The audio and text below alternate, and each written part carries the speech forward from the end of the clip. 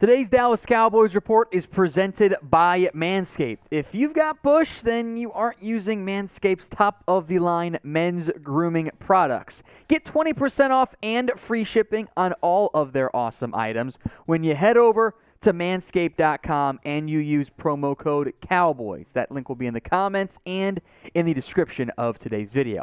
We begin today's show, the Cowboys News Roundup, with the latest on Dalton Schultz. NFL Network's Mike Garfolo reports that Schultz and the Cowboys could still get a long-term deal done, maybe, possibly. Don't get your hopes up. The franchise tag extension deadline is just around the corner, July 15th. We will be live on that day here on the Cowboys Report, so we'll break down the news as it happens, although it is very trending towards a likely outcome of no extension for Dalton Schultz. Here's what Garfolo reported.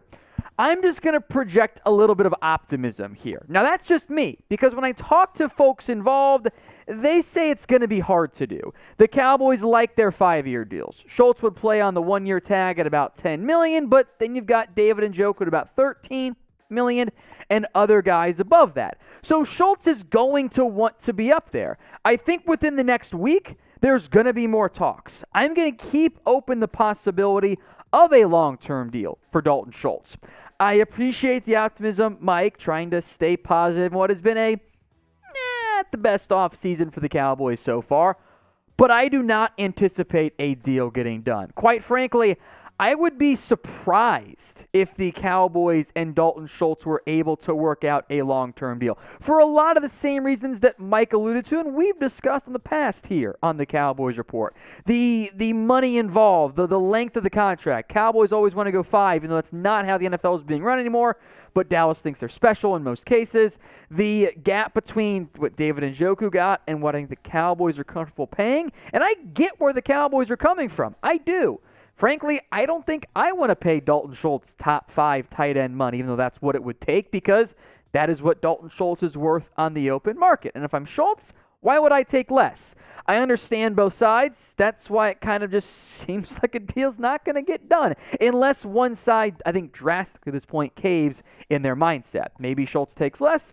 Maybe the Cowboys do the whole deadlines make deal things that they have had issues with in the past. We'll spend some more time on this. But will the Cowboys extend Dalton Schultz? Why for yes and for no? This is going to be the pinned comments on today's video. So if the ad break comes on YouTube, it's perfect timing. Head down to that pinned comment and type in Y or N. Now, the highest paid tight ends in the NFL are exactly what you see on screen here. The tight end market in general is much lower than the high paid wide receiver market. And I think that's because, in large part, teams are hesitant to pay big money to these guys outside of a couple of players. And Dalton Schultz has been more productive and better than Njoku, than Henry, and Jonnu Smith. There's no reason for him, except I just want to be in Dallas, to take less than those guys. But if you're Dallas, doesn't this border too much on playing a good or very good player, great money? I like Dalton Schultz. He is not nearly the level of bad blocker that some on social media want to make him out to be. He's not George Kittle. He's not. But he is a top 10 tight end in the NFL. But do you want to pay the top 10 guy top 5 money? That's where the Cowboys are at right now.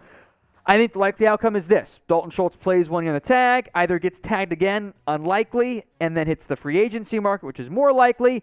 And maybe the Cowboys will have seen something from a Jake Ferguson, a Sean McEwen, to say, you know what, we don't have to break the bank on Schultz. At that point, it will probably be over $14 million per year when Schultz, if he hits the market next offseason, along with Mike Gesicki. But there's nothing right now at the tight end room. So I think Schultz is here for at least 1 more year in Dallas.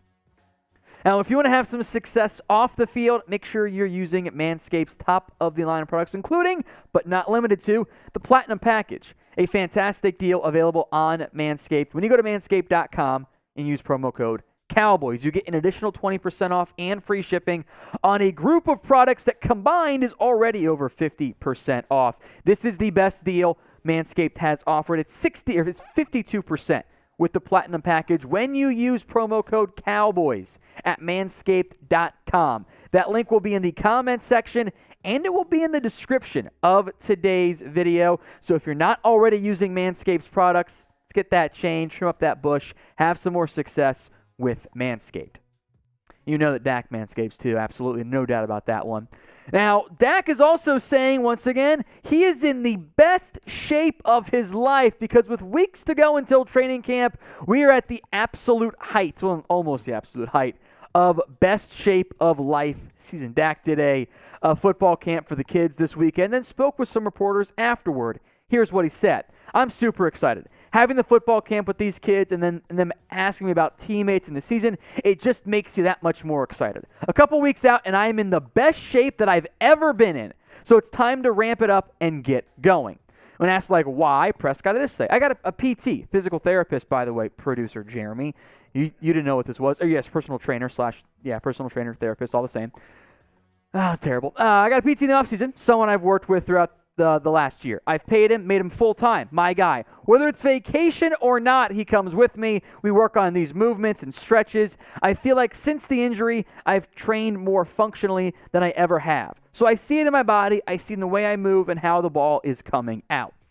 I'm sure Dak's girlfriend loves having the PT with them at all times on all vacations, but that is kind of I call it the addict mindset of some of the top-end players, how they always have someone there with them. Sometimes it's a personal cook, a trainer as well, just to make sure they're maximizing everything that they're doing. So it's exactly what you want to at least hear your quarterback doing. So what is your confidence level in Dak Prescott?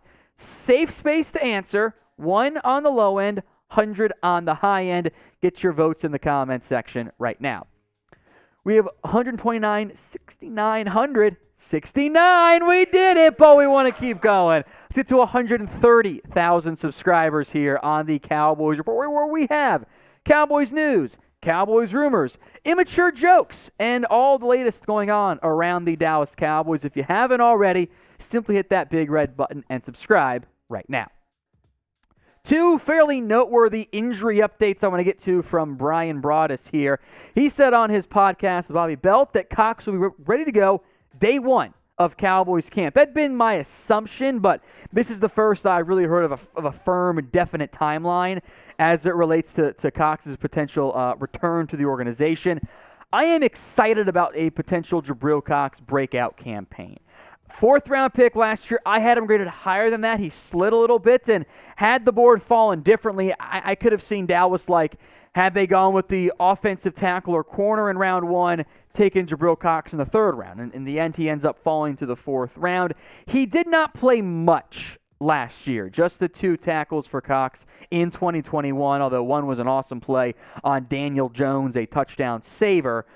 But he then tore his ACL. Sounds like his recovery is exactly on track, and Jabril Cox will return for Cowboys camp, which is important because they need him.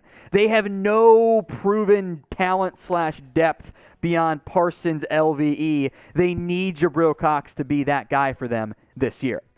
So will Jabril Cox break out this year? Type in A for yes or type in B for no. We are going to unveil our themed, branded, free Jabril Cox campaign. It's a little bit dirty. That's coming up on a future video here. But in the meantime, answer this question. Will Jabril Cox break out this year? A for yes, B for no. Let's go to Michael Gallup now. We mentioned on a previous video that Todd Archer had said the Cowboys think Michael Gallup will return some point late September. Bryan Broaddus says, A, that Gallup looks really great at OTA's minicamp from a recovery standpoint, but that the Cowboys are aiming to keep Gallup off the PUP list to start this year. Now, it's important to note that the PUP list has changed. It used to be you had to miss at least 6 weeks of the season if you began the year on the physically unable to perform list. Now, it's 4 weeks. The Cowboys, keeping him off the PUP list, put him 3 weeks at the end of September. So the Broaddus report and the Archer report gel very nicely together. Week 1 against the Bucs, Week 2 against the Bengals, Week 3 at the Giants. That might be your over-under target game for Michael Gallup to return. Monday Night Football at New York. Then Week 4 against the Commanders. That's still a bit up in the air in terms of how this next month or so goes in Gallup's recovery and rehab from that late-season torn ACL. So make your predictions for me. What week will Gallup return to the field and play? So Week 1, Week 3, Is it week 6, week 7, week 8? Make your predictions for me right now in the comments section.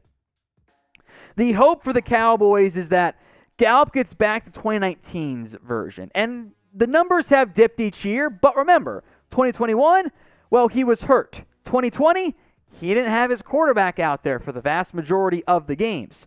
So there is still the possible, hopeful, ideal outcome that Gallup returns to the 2019 version and maybe even gets a bigger workload with no Amari Cooper, no Cedric Wilson. Because the Cowboys at receiver, they need Gallup.